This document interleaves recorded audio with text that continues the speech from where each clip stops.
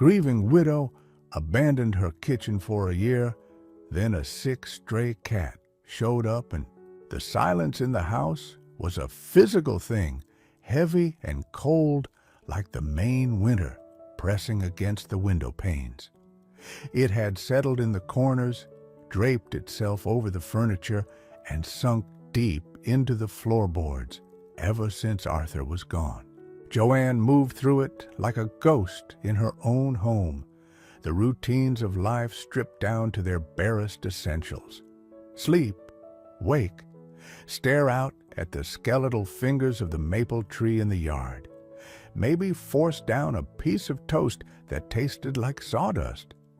Their restaurant, the Coastal Spoon, nestled just off the main street of their small town of Oak Haven, had been shuttered for nearly a year now. Its cheerful blue door was locked, the windows dark. For 30 years, it had been their life, their shared dream.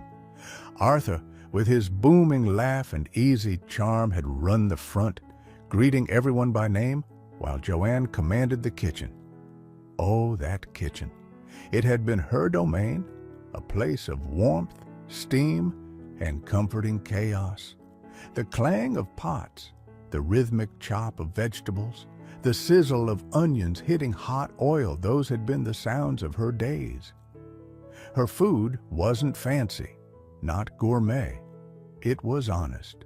Clam chowder thick enough to stand a spoon in, blueberry pies bursting with summer sweetness, pot roast that melted on the tongue, bread baked fresh every morning. It sent a welcome to the whole street. People came for the food, yes, but also for the feeling of being cared for, of finding a little bit of home at their counter or tucked into one of the worn wooden booths. Now, her own kitchen at home felt alien.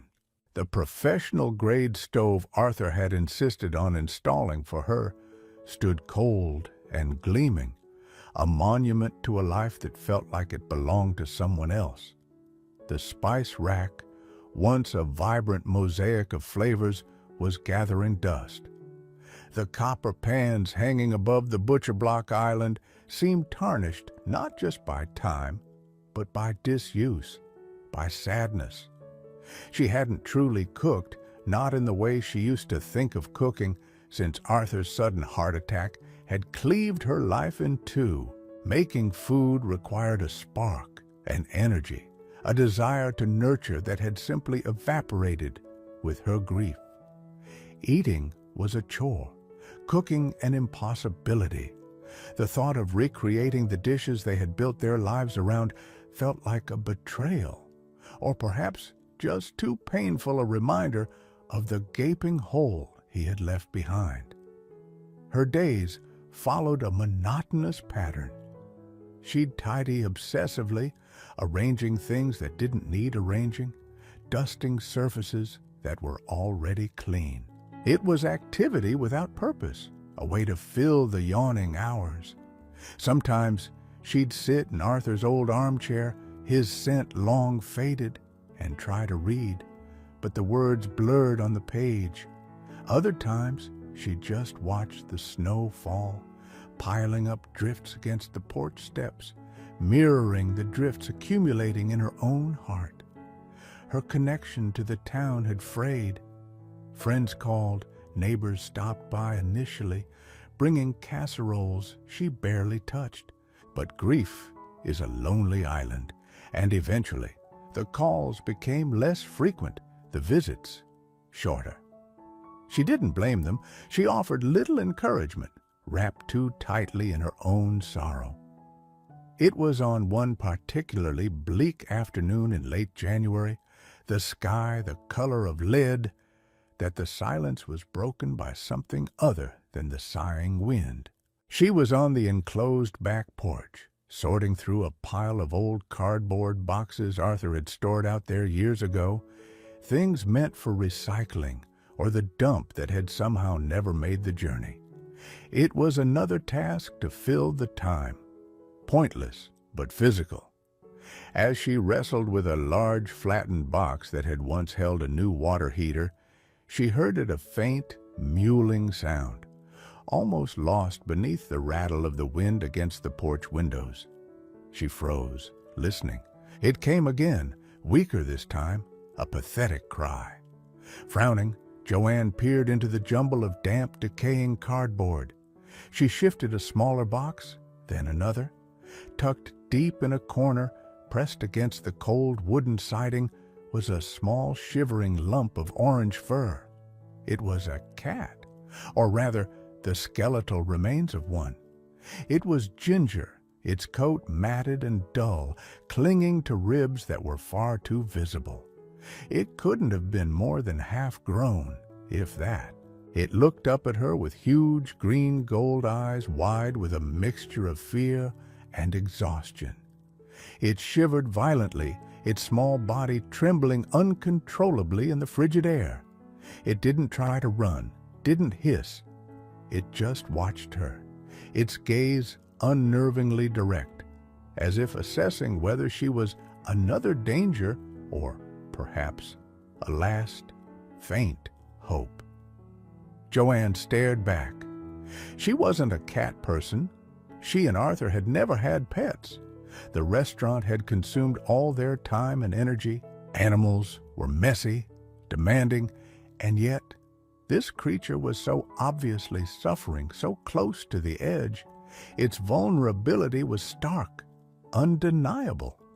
The wind howled, rattling the porch door, and the cat flinched, pressing itself flatter against the wood. A sigh escaped Joanne's lips, stirring the cold air. It felt like the first real breath she'd taken in months. "Well, look at you," she murmured, her voice rusty from disuse. "Lost, are we?" The cat just shivered, its eyes never leaving hers. "Must be hungry, huh? And frozen?" She hesitated. Part of her, the numb, grieving part, wanted to retreat back into the house, close the door, and let the silence reclaim her. It would be easier, but another part, a flicker of something old and deeply buried, stirred within her. It was the same instinct that had made her offer a steaming bowl of soup to a rain-soaked stranger at the restaurant. The instinct that couldn't bear to see suffering without trying, in some small way, to alleviate it. All right," she said softly, as much to herself as to the cat. "Don't look at me like that. Come on, then." Slowly, carefully, she reached down. The cat didn't flinch, didn't recoil. It seemed to have no energy left for fear. She scooped it up gently. It weighed almost nothing, a fragile bundle of bones and cold fur. Its shivering intensified in her arms, or perhaps she was only now feeling the true extent of it. Holding it close, trying to shield it from the draft, Joanne pushed open the door and stepped back into the heavy silence of her house, carrying the small, unexpected weight of another creature's life in her hands. The kitchen door was just ahead, closed as it often was now. She pushed it open and stepped inside, the cold, still air of the room greeting her like an unwelcome memory. But this time, she wasn't entirely alone in it. The cat she hadn't thought of a name yet remained unnervingly still in her arms as she carried it into the kitchen. Its eyes were half closed now, the shivering less violent but still present, a constant tremor running through its tiny frame. Joanne gently placed it on an old clean dish towel she spread on the floor near the radiator, hoping the proximity to the gentle heat would help. The cat curled into the tightest possible ball, tucking its nose under its tail, a small, miserable orange knot against the white towel. "Okay," Joanne whispered, more to herself than the creature. "Food, warmth." For the first time in what felt like an eternity, she opened the refrigerator not out of obligation, but with a specific purpose, however small. The shelves held the usual sparse bachelor widow fare: milk, a few eggs, some wilting lettuce, leftover takeout from days ago. But tucked in the back was a container with some plain cooked chicken breast she'd made earlier in the week, picking at it listlessly for 2 days. It wasn't much, but it was protein. She took out the chicken and a carton of milk. Her movements felt stiff, unfamiliar. She found a small saucepan, one she hadn't touched since Arthur, and poured a little milk into it, setting it on the cold stove. Reaching for the knob felt like crossing a threshold. She turned it, and the blue flame flickered to life with a soft whoosh. The sound was startlingly loud in the quiet kitchen. Joanne watched the flame for a moment, mesmerized. It was the first time that burner had been lit in months. While the milk warmed gently, not too hot, she remembered vaguely hearing somewhere she shredded the cold chicken into tiny pieces, her fingers working automatically, falling back into an old rhythm. She placed the shredded chicken onto a small saucer, one from a delicate china set she rarely used. When the milk was lukewarm, she poured a little into another saucer. She carried both saucers over to the towel where the cat lay huddled. Setting them down carefully, she nudged the cat gently. "Here," she said softly, "something to eat." The cat slowly uncurled, lifting its head. Its whiskers twitched as it sniffed the air. Its gaze fixed on the chicken. With a visible effort, it dragged itself the few inches toward the saucer and began to eat. It didn't gobble. It ate with a slow, desperate intensity, its small jaws working methodically. When the chicken was gone, it turned to the milk, lapping it up quickly, its tiny pink tongue flicking in and out. After it finished, it looked up at Joanne, blinked slowly, and then, astonishingly, let out a faint, raspy purr. It sounded like a tiny, rusty motor struggling to turn over. A strange tightness formed in Joanne's chest. Seeing the cat eat, hearing that fragile purr, stirred something within her. It was a feeling so distant she could barely name it, a faint echo of satisfaction, perhaps. The simple act of providing nourishment, of easing suffering, even for this small stray animal, had created a tiny crack in the icy wall around her heart. She watched the cat lick its lips meticulously, then curl back up on the towel, tucking its paws beneath its chest. Its shivering had subsided, and its breathing seemed deeper, more regular.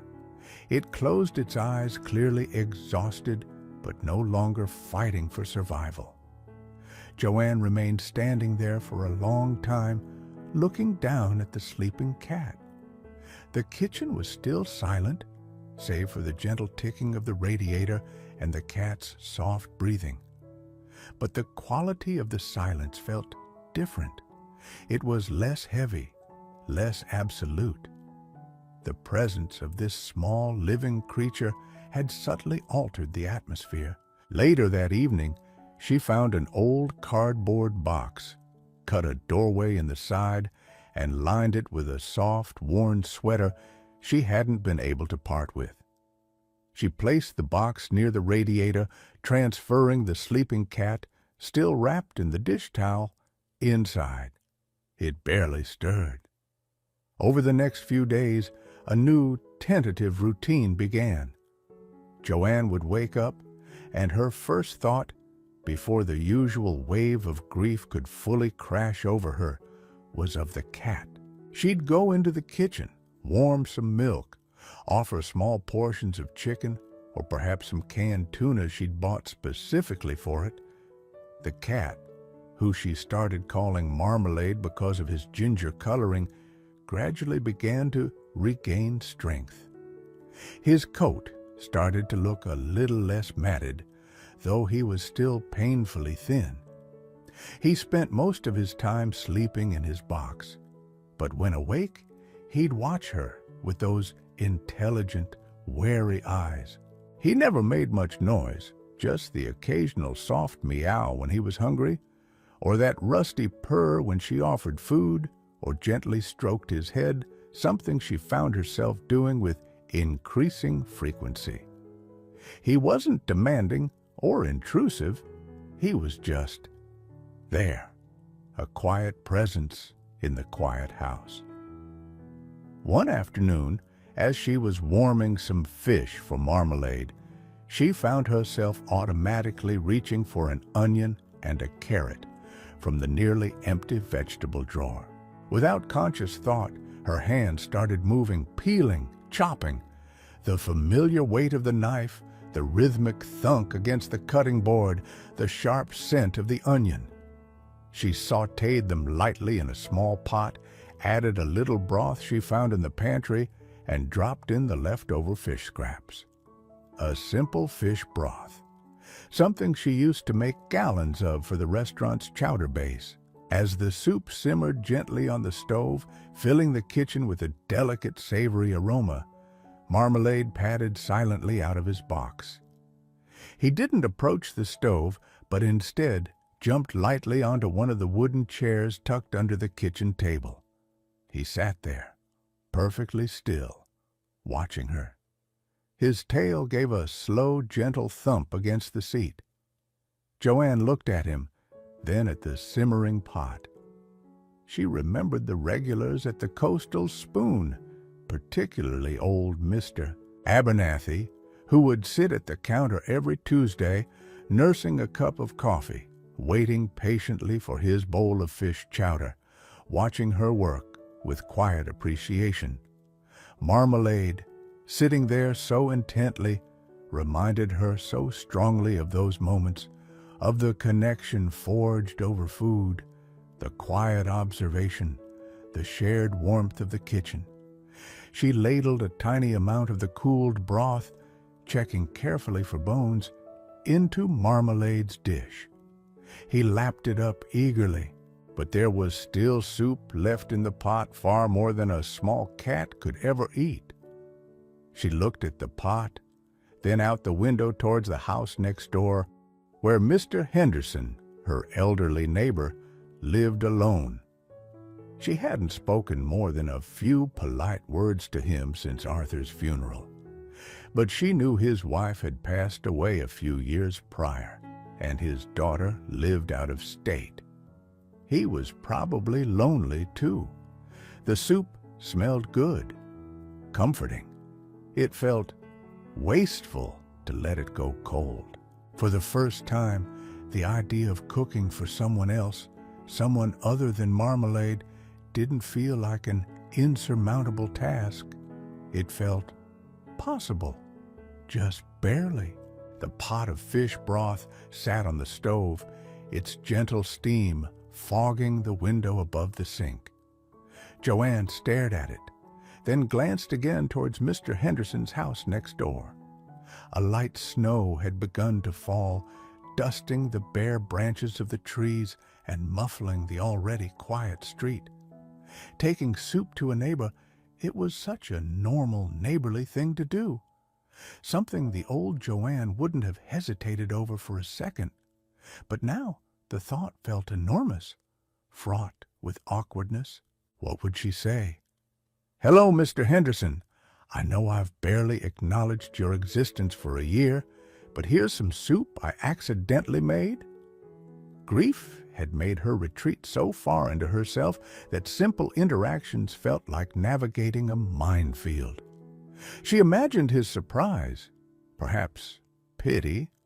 She almost decided against it, almost reached for a container to put the soup in the fridge where it would likely sit forgotten. But then Marmalade, still perched on his chair, let out a soft, questioning meow, tilting his head as he looked at her. It was as if he was asking, "Well, what are you waiting for?" Taking a deep breath, Joanne made a decision. She found a clean glass jar with a lid, ladled the warm broth into it, making sure to include plenty of the tender fish and vegetables. She grabbed her coat and boots, her hands fumbling slightly with the buttons and laces. Pulling on her hat, she picked up the jar, its warmth seeping through her mittens. "All right, I'm going," she muttered, mostly to the cat. "Wish me luck." Marmalade blinked slowly, his tail giving another soft thump against the chair. The walk next door took only a minute, but the short distance felt vast. The snow crunched under her boots, the only sound besides the wind whistling faintly around the eaves. Mr. Henderson's porch light was on, casting a welcoming yellow glow onto the falling snow. Joanne hesitated on his doorstep, the jar feeling heavy in her hands. She could still turn back, but she didn't. She raised a mittened hand and knocked softly on the door. After a moment, she heard shuffling footsteps, the click of a lock, and the door opened a few inches. Mr. Henderson peered out, his brow furrowed slightly in surprise. He was a small man, slightly stooped, with kind eyes behind thick glasses. He clutched an old cardigan tighter around himself. "Joanne," he said, his voice raspy, "is everything all right?" "Oh, yes, George, everything's fine," Joanne said quickly, her voice sounding unnaturally high. Well, I made some fish broth. Too much, really. And I thought, well, on a cold day like this..." She trailed off, holding up the jar awkwardly. "I thought you might like some." Mr. Henderson's eyes widened slightly behind his glasses. A slow smile spread across his face, crinkling the corners of his eyes. "Why, Joanne," he said, opening the door wider, That's awfully kind of you, awfully kind. Please come in for a moment. Warm yourself." "Oh, no, thank you, George. I should get back," she demurred, suddenly anxious to retreat. "I just wanted to drop this off." He took the jar from her, his own hands slightly unsteady. "Smells wonderful," he said, holding it up.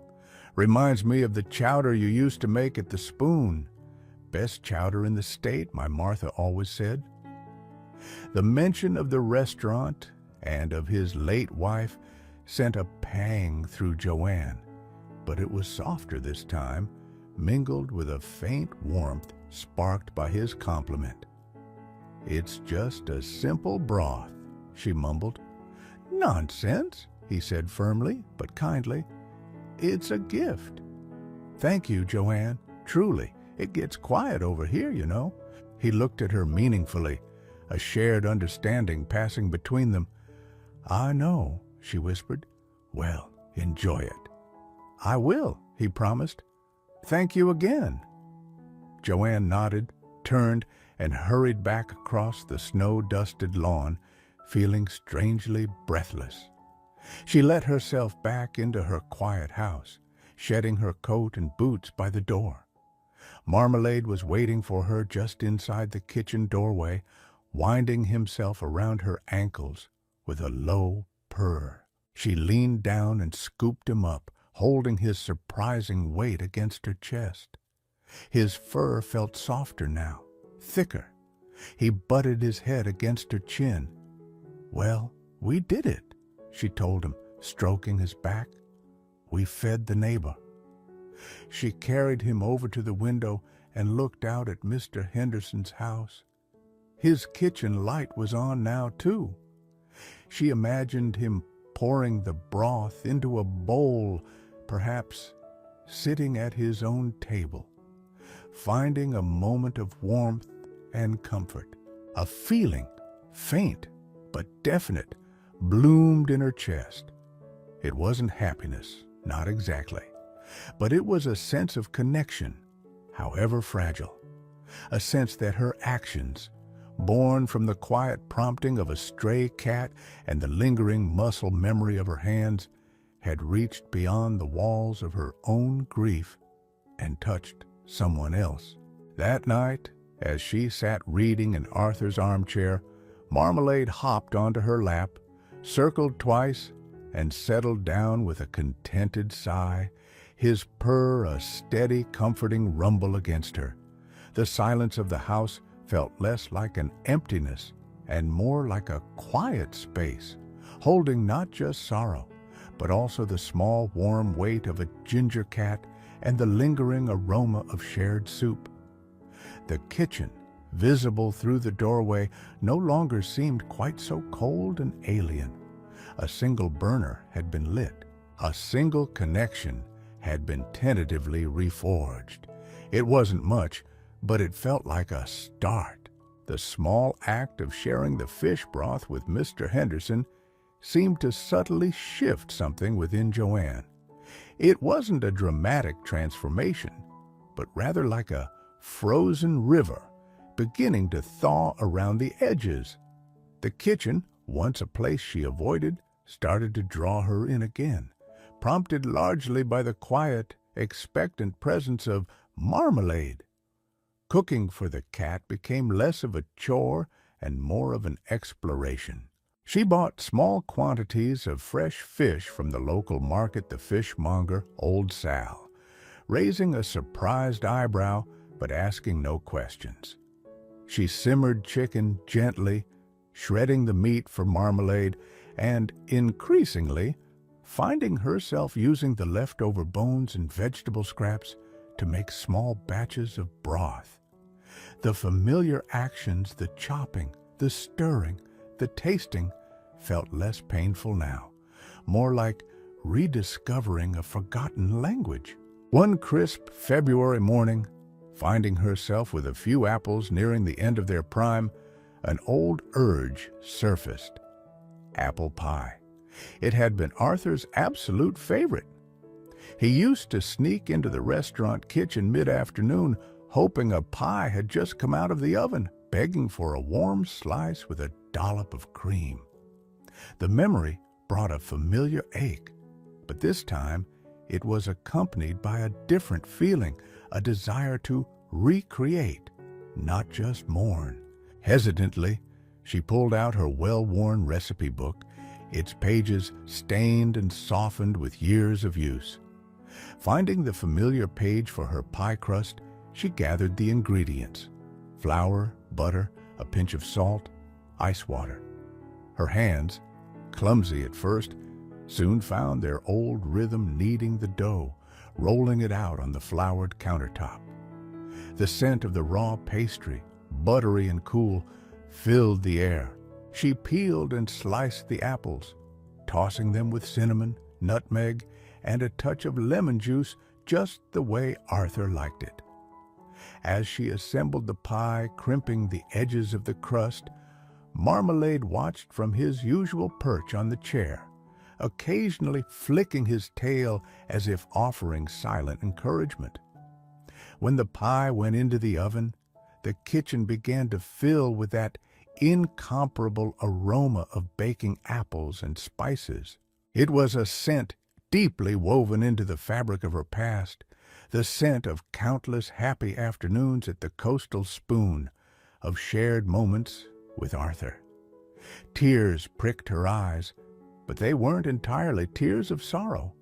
There was a bittersweetness now, a recognition that the memories, while painful, were also precious. The pie emerged golden brown and bubbling. It looked perfect, far too large for one person, of course. After letting it cool slightly, she cut a generous slice for herself. Sitting at the kitchen table, with Marmalade purring softly nearby, he seemed to approve of the aroma, even if he couldn't partake. She took the first bite. The flaky crust, the tender spiced apples, it tasted like home, like memory, like something she thought she had lost forever. Later that day, she wrapped half the pie carefully and walked next door. Mr. Henderson answered the door much more readily this time, his face lighting up when he saw her. "Joanne, more soup?" he asked hopefully. Even better, she said, offering the wrapped pie. Apple!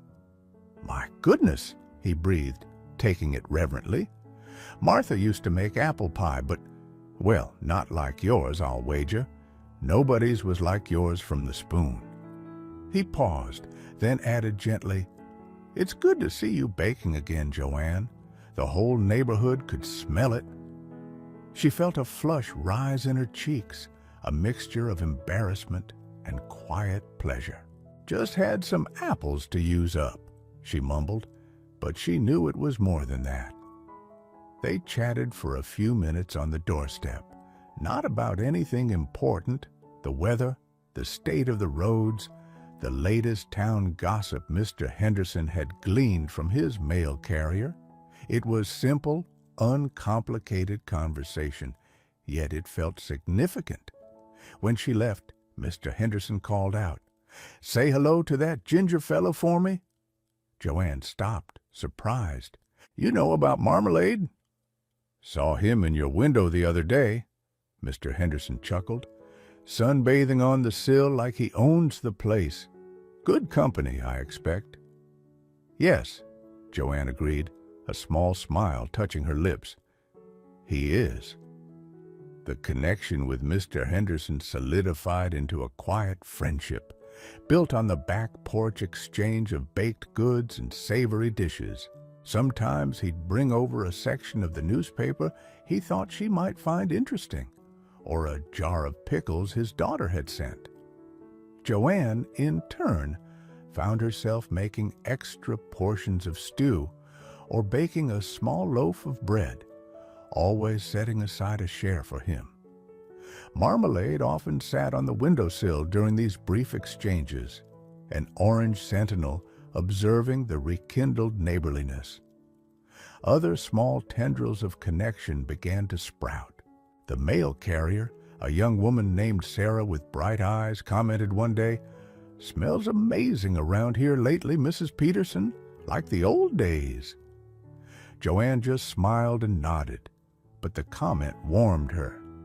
She started lingering a little longer at the small grocery store, exchanging a few words with Mrs. Gable at the checkout, instead of just rushing through. People noticed the subtle change, the slight lessening of the wall she had built around herself.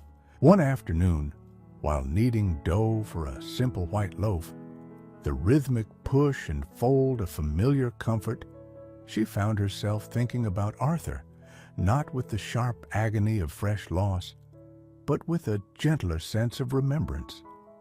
She recalled how he always snagged the heel of the first loaf, slathering it with butter while it was still almost too hot to touch, declaring it quality control.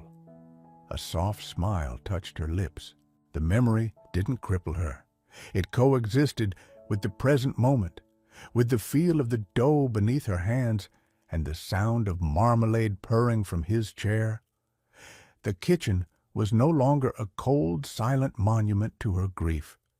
It was becoming, once again, a place of warmth, aroma, and quiet activity.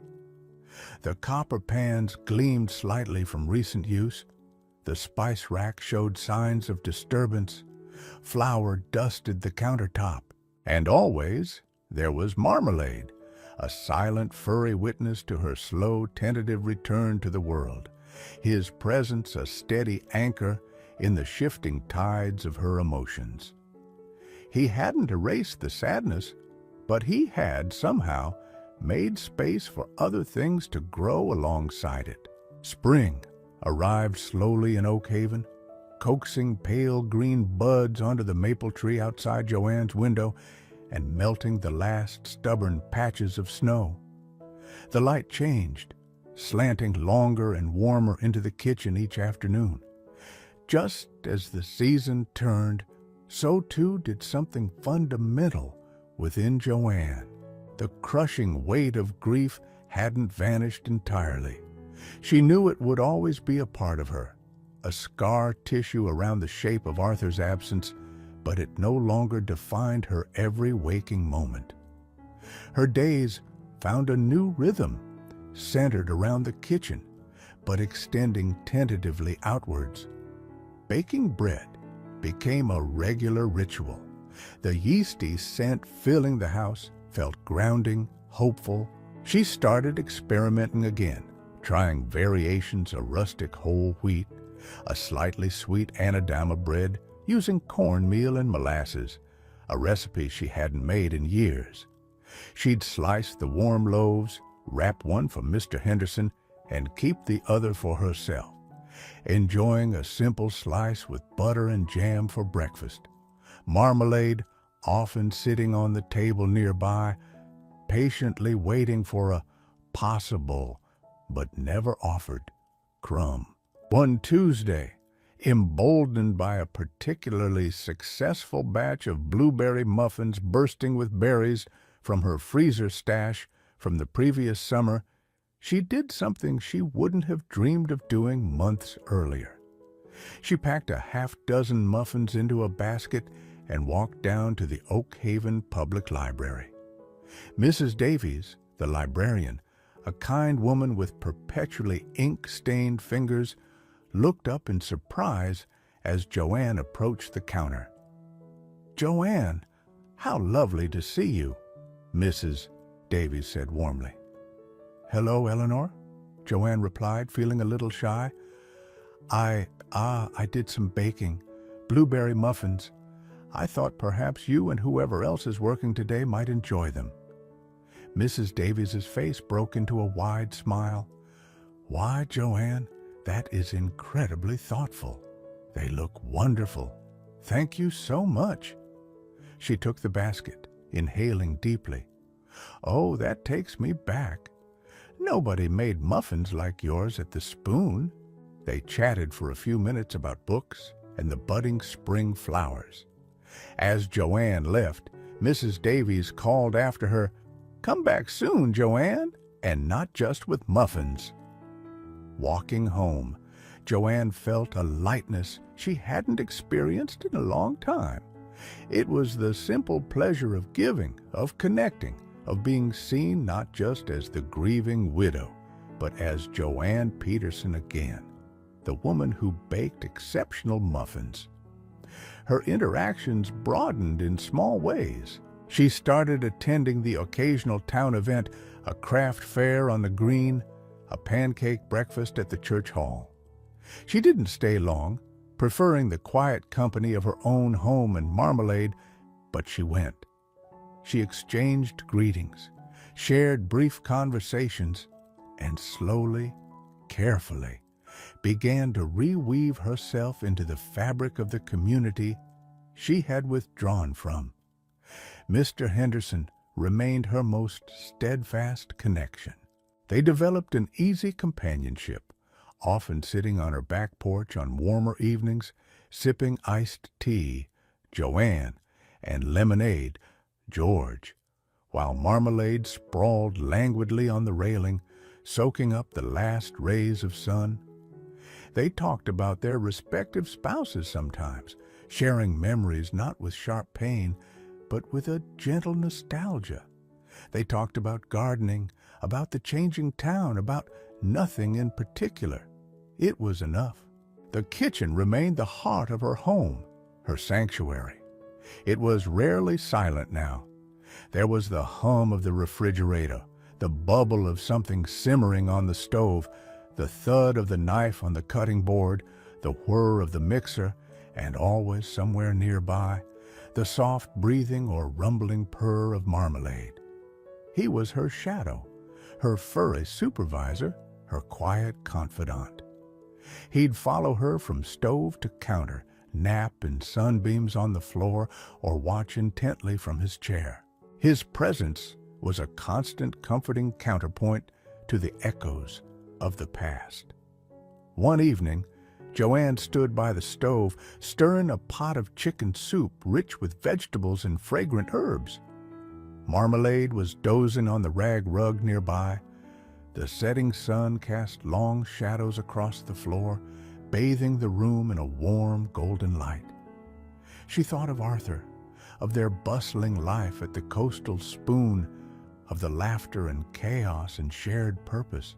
The memory brought a familiar twinge of sadness, but it didn't overwhelm her. It felt integrated now, part of the tapestry of her life, not the sole defining thread. She looked around the kitchen at the gleaming copper pans, the neatly arranged spices, the bowl of rising dough covered with a cloth on the counter. It was alive again. Different, quieter perhaps than the restaurant kitchen had been, but alive nonetheless. And she realized, with a sense of quiet certainty, that she was too. Marmalade stirred, stretched languidly, and padded over to rub against her legs, purring loudly. Joanne reached down and scratched him behind the ears, a gesture now as natural as breathing. "Smells good, doesn't it, boy?" she murmured. The soup bubbled softly. The cat purred. Outside, the evening birds began their songs. The house was quiet, but it wasn't the heavy, aching silence of grief anymore. It was a peaceful quiet, filled with the aroma of simmering soup, the warmth of the evening sun, and the steady, comforting presence of a small ginger cat who had wandered in from the cold and, in doing so, had helped her find her way back to the warmth within her own heart and her own kitchen. The sadness hadn't disappeared, but now there was soup again. There was bread, there was connection, and there was marmalade. It was enough. It was a new kind of home. Lucky girl, and the cry for help from a stray cat. What happened next surprised everyone. Can a stray cat understand human grief and desperation? When heavily pregnant Laura fell alone and injured, the neighborhood's elusive orange stray cat didn't just watch. His urgent dash for help targeted a grieving neighbor, leading to a rescue prompted by loss and culminating in a shocking, heartwarming decision that changed 3 lives forever. Like, subscribe, and listen now to the incredible story of Rusty, the stray cat who connected hearts in crisis. The world tilted sickeningly. One moment, Laura was carefully navigating the familiar sidewalk, mindful of the slick, damp patches left by the sudden summer downpour. The next, her feet slid out from under her as if the concrete had turned to ice. A sharp, agonizing pain shot up her right ankle as she landed heavily on her side, her large, pregnant belly absorbing some of the impact with a jolt that stole her breath. Panic, cold and immediate, seized her. "No, no, no," she gasped, instinctively curling an arm around her belly. The baby. Was the baby okay?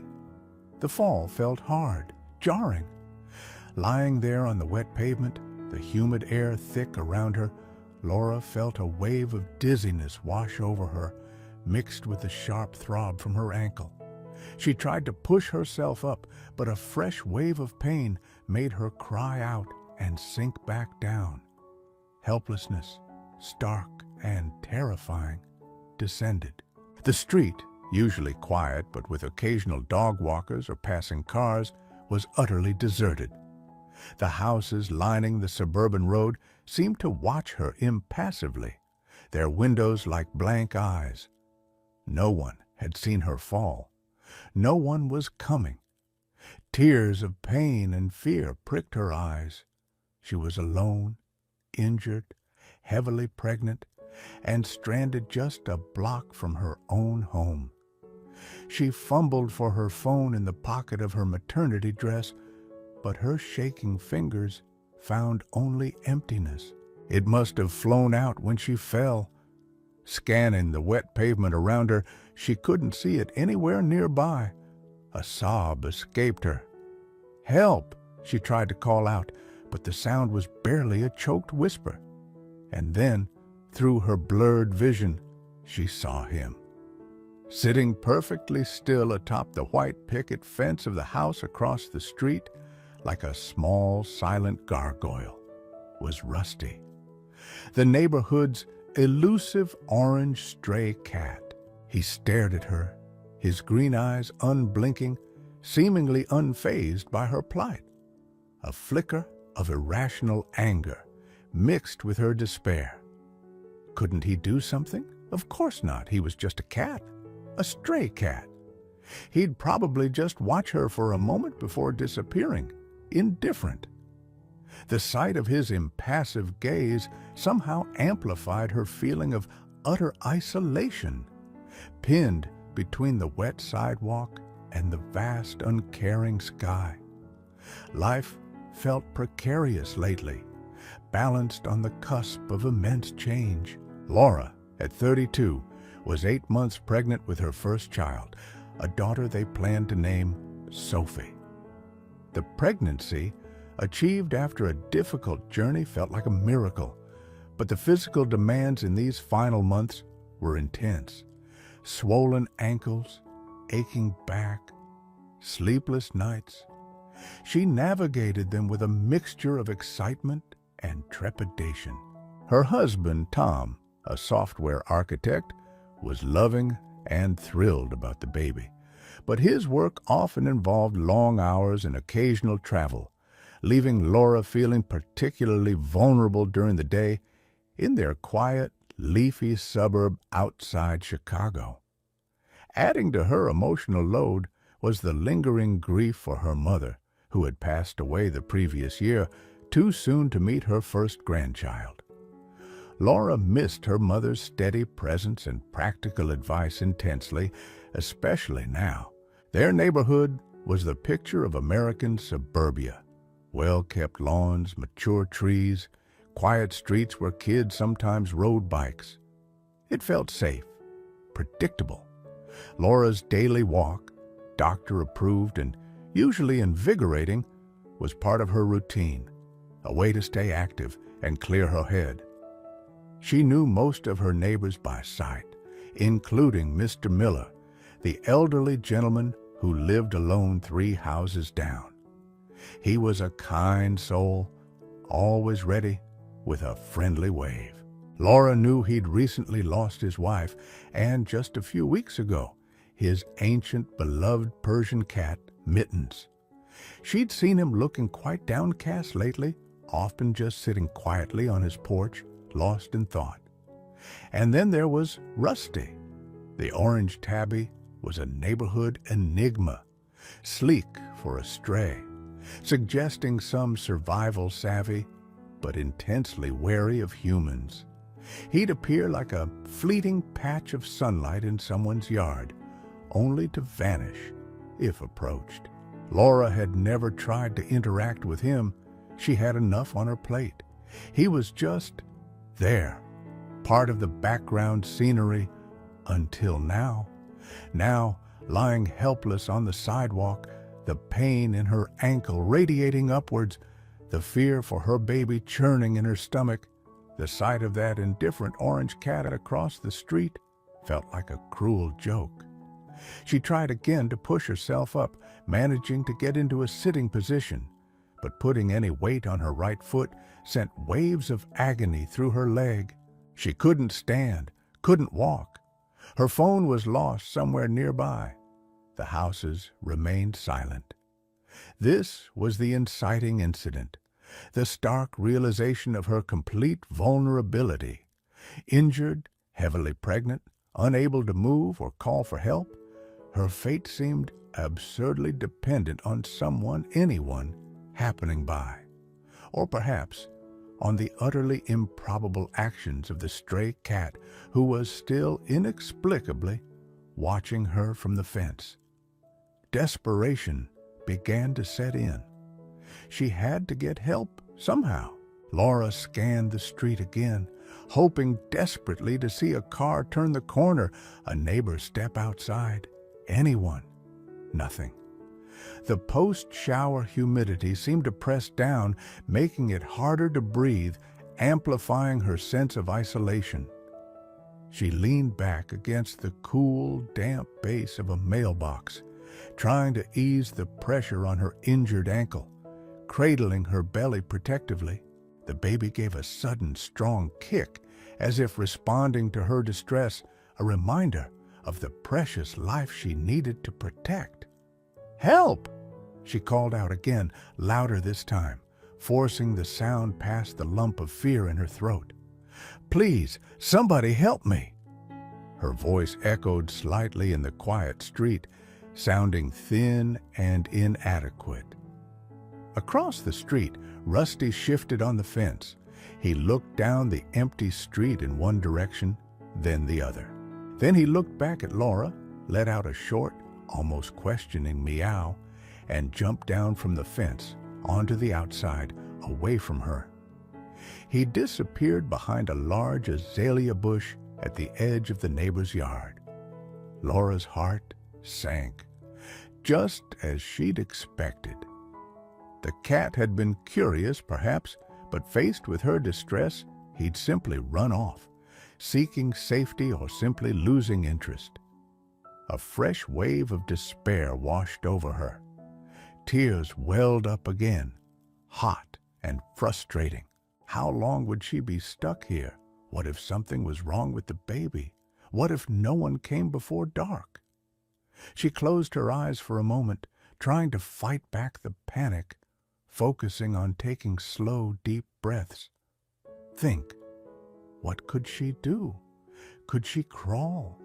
The thought of dragging herself and her heavy belly along the rough pavement seemed impossible, agonizing. Maybe if she just kept calling? Suddenly, she heard it, meowing, loud, insistent, almost frantic meowing, coming from further down the street towards Mr. Miller's house. Laura opened her eyes, confused. Was that Rusty? Why was he making such a racket down there? Meanwhile, George Miller sat on his covered front porch swing, gently rocking, a half-empty glass of iced tea sweating on the small table beside him. The brief summer shower had cooled things off slightly, leaving the air smelling fresh and green, but it did little to lift the heavy sadness that had settled over him since Mittens died.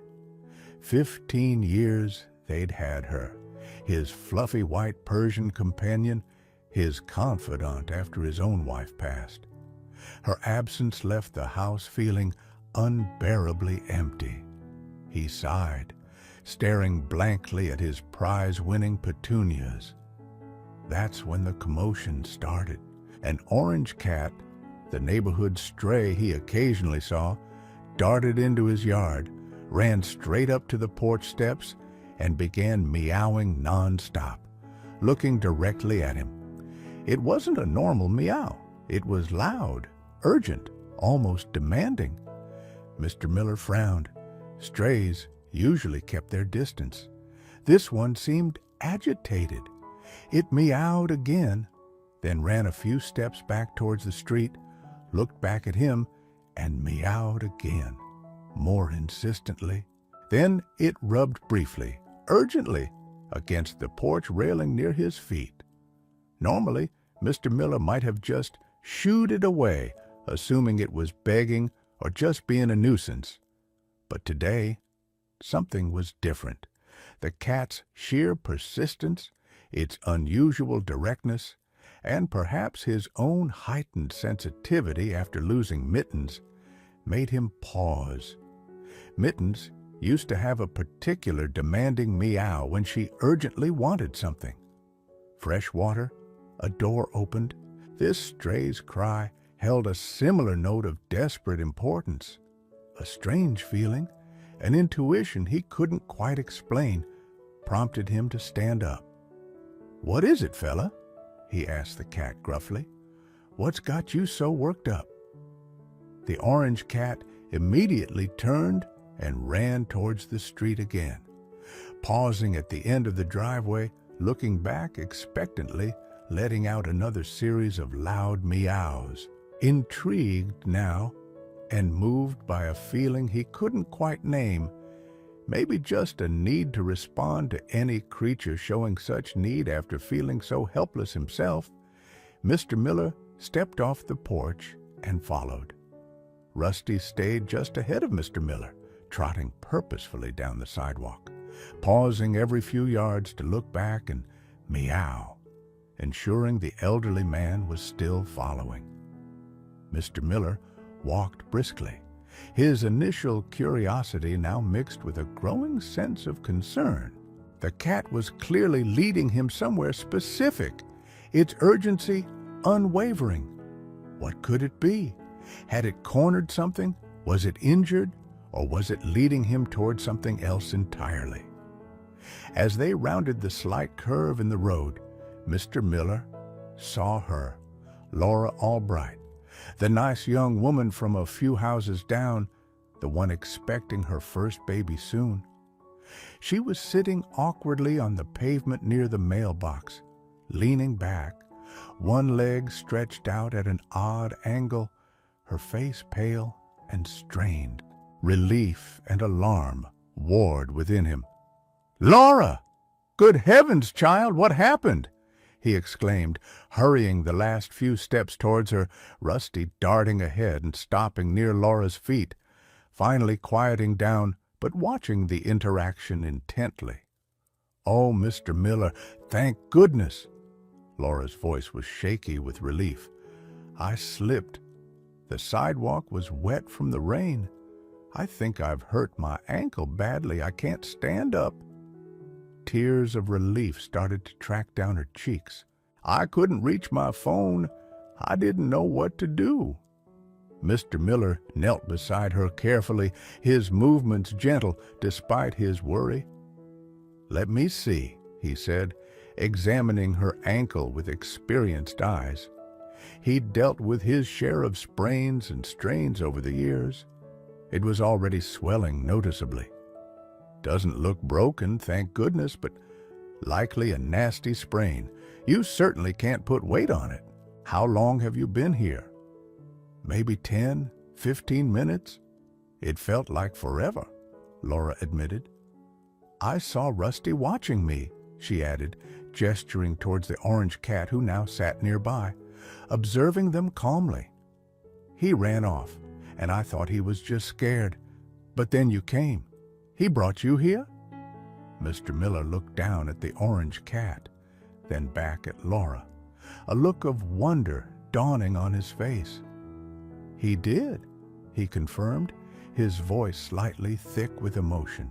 "He came right up to my porch, meowing like crazy, wouldn't leave me alone until I followed him.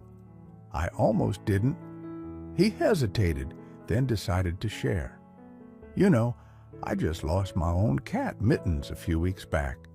Been feeling pretty low." He swallowed, meeting Laura's sympathetic gaze. When this orange fellow showed up, crying so urgently, something about it just felt important.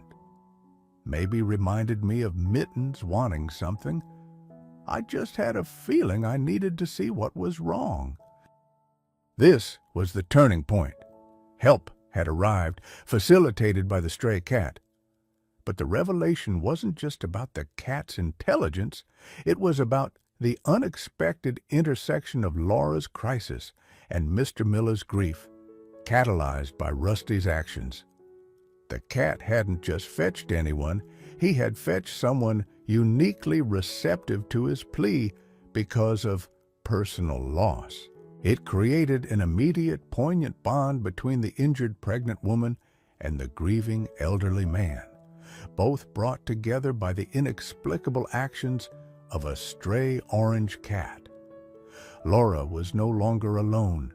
A connection had been forged, help was at hand, and the path towards resolution had begun, all thanks to Rusty.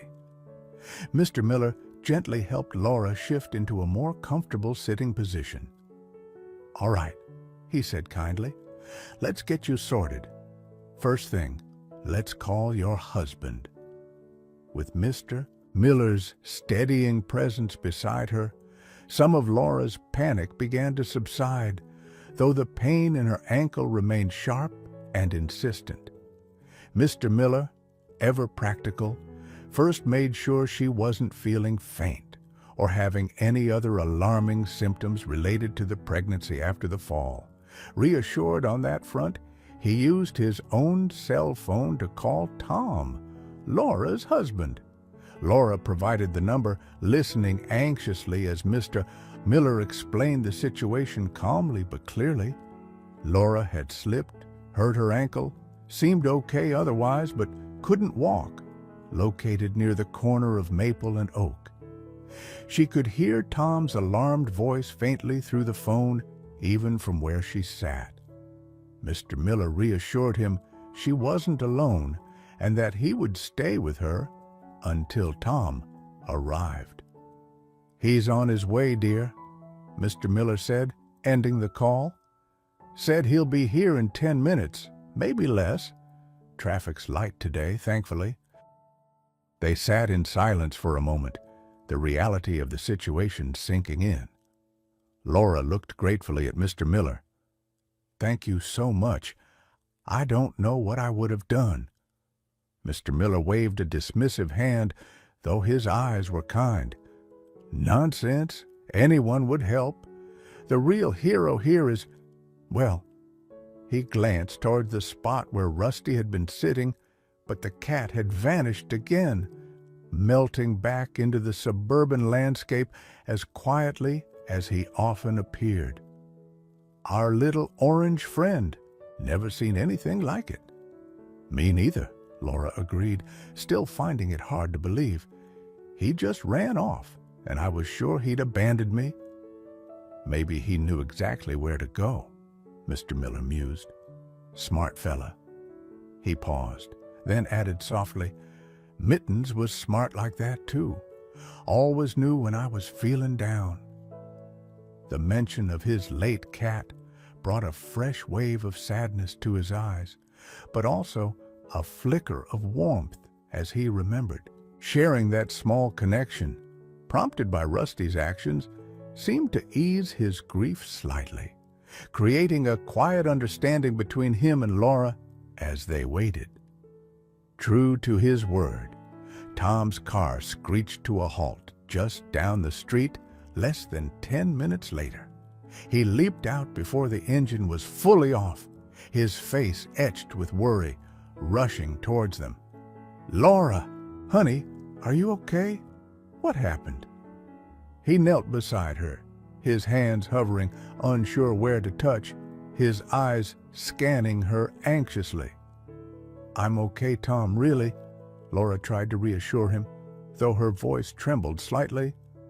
"I just slipped on the wet leaves. My ankle hurts a lot, but I don't think anything else is wrong. Mr. Miller found me." Tom looked up at the older man with immense gratitude. "Mr. Miller, thank you. Thank you so much for staying with her." "Glad I could help," Mr. Miller said.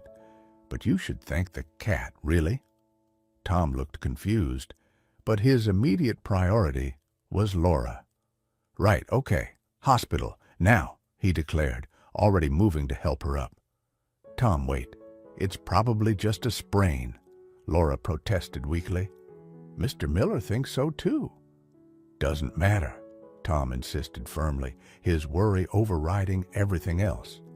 "You fell, you're 8 months pregnant, we are getting you checked out. End of story." His tone left no room for argument. With Tom supporting most of her weight and Mr. Miller providing a steadying hand, they managed to get Laura carefully into the passenger seat of Tom's car. Tom thanked Mr. Miller again profusely before getting behind the wheel.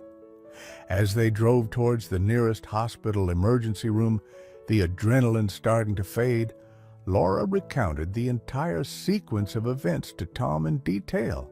She described the fall, the feeling of helplessness, seeing Rusty watch her, the despair when he ran off, and then the utter astonishment of seeing him return, leading Mr. Miller to her side. She also explained Mr. Miller's touching story about his own cat, Mittens, and how it made him receptive to Rusty's plea. Tom listened in stunned silence, his knuckles white on the steering wheel. He glanced over at Laura, Then back at the road, his expression a mixture of disbelief, relief, and profound gratitude. He'd always seen Rusty as just another stray, barely registering his presence. To think that this anonymous creature had played such a crucial role in getting help for his wife and unborn child. It was almost too much to comprehend. The build-up to the climax wasn't just the physical journey to the hospital, but the emotional journey Tom took as he absorbed the full, incredible story, his perspective on the small orange stray undergoing a seismic shift as they sped towards medical reassurance. The hospital emergency room was predictably busy, but seeing a heavily pregnant woman limping in obvious pain, supported by an anxious husband, got them seen relatively quickly. The triage nurse assessed Laura's ankle, asked about the fall, and checked the baby's vitals via a quick monitor scan.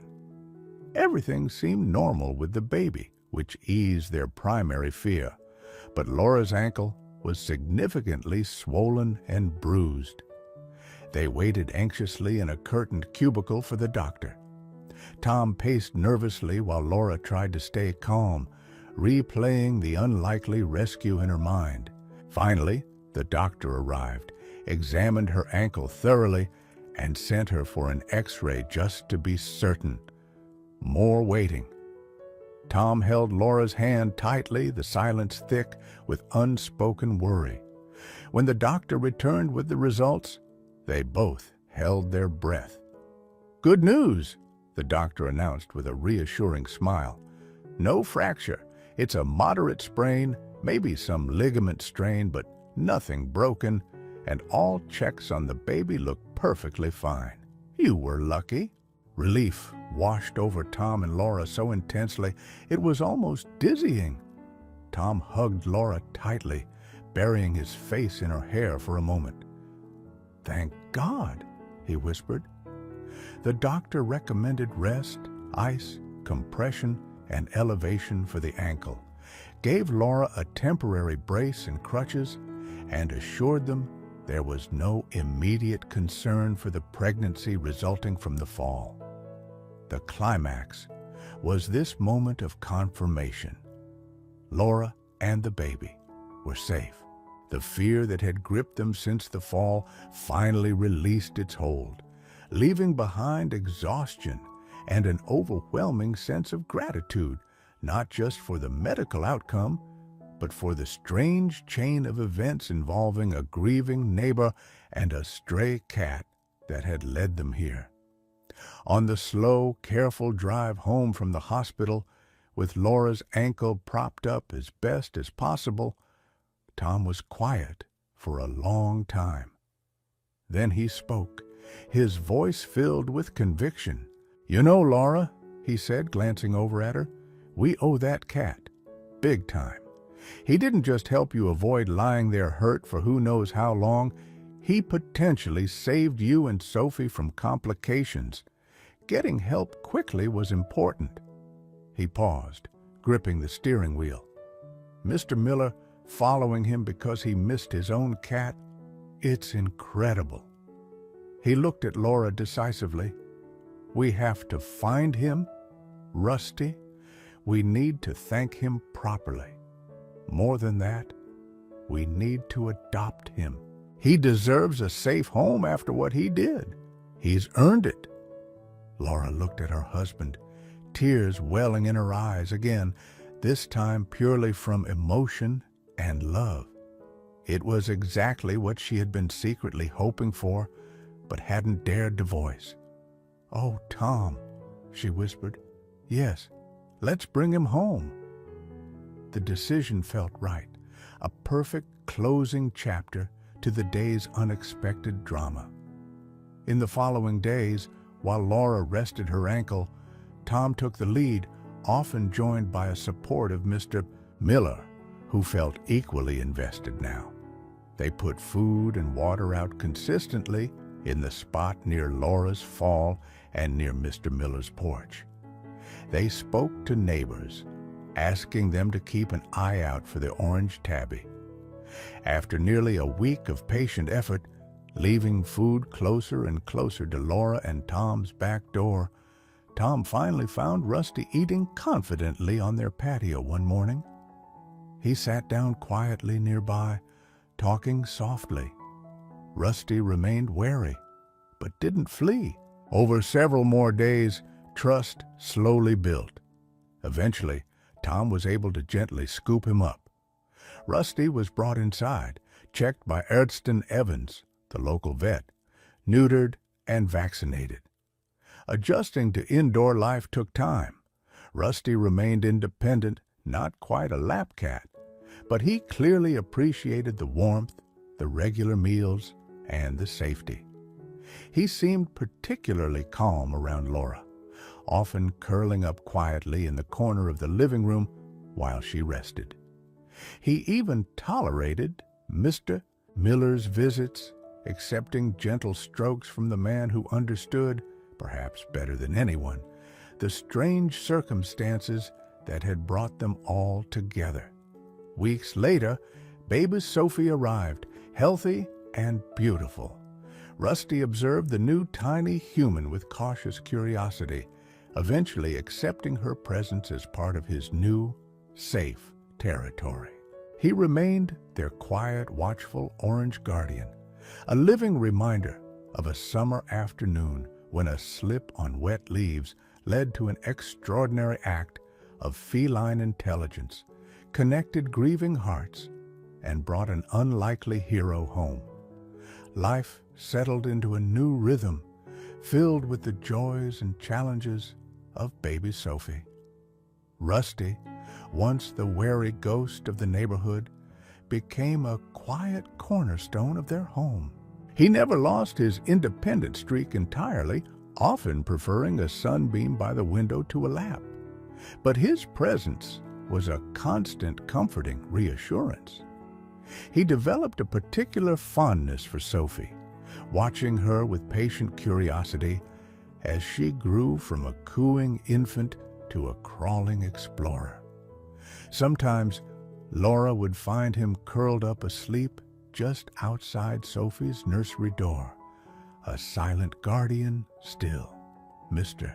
Miller remained a frequent visitor, often bringing catnip toys for Rusty, his own sadness eased slightly by the connection to the cat who had inadvertently answered his grief. He and Laura would sometimes sit on the porch, watching Rusty and Sophie, marveling at the strange, beautiful way life worked. The memory of that frightening summer afternoon remained, but it was overlaid now with immense gratitude. Rusty, the stray who sought help, had not only saved Laura, but had woven himself into the fabric of their family, a furry orange thread reminding them daily that heroes come in the most unexpected forms, and that sometimes the deepest connections are forged in moments of crisis, forever changing the landscape of their quiet suburban lives.